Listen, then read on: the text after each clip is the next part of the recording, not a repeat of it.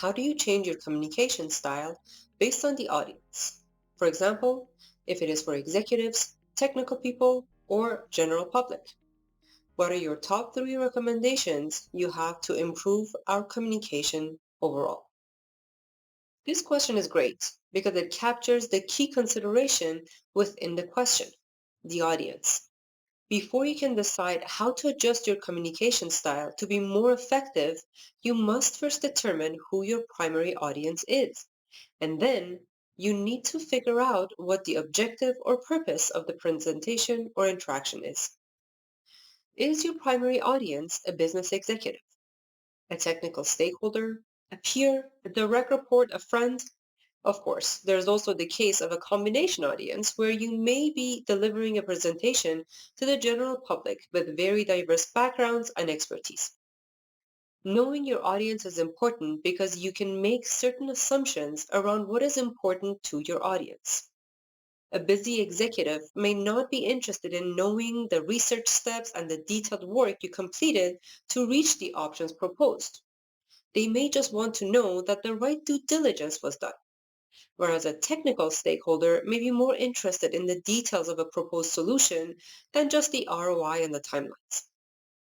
When it comes to the general public, you can assume that a more balanced interaction is required, not too detailed or technical, and not too broad and high level. It is important to keep in mind, though, these are just assumptions and they don't always apply. It is always best to get to know your audience and their preferences better, either directly through direct interaction or indirectly through research and others' experiences.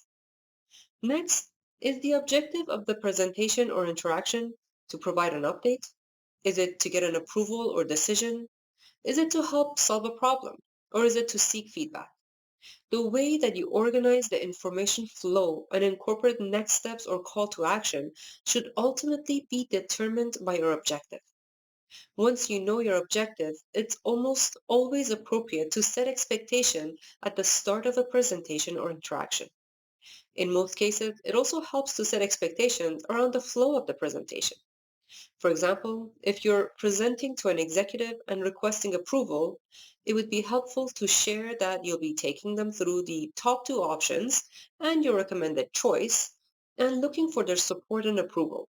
And perhaps time permitting, you can cover all options considered and the due diligence done, which is all captured in the appendix.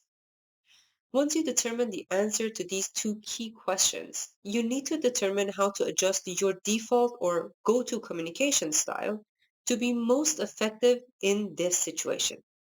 Generally, each of us have our own communication style. This is often by default the way we hope to be communicated. For example, my default communication style is direct and to the point. I generally would prefer to receive the facts, the options, the pros and cons, and enough time to process and advise or decide.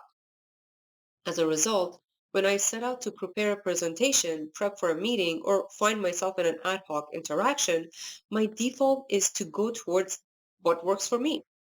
And although this approach may work great in some interactions, imagine how this approach would work if the interaction is a brainstorming session with peers or discussing performance and evaluation with a team member.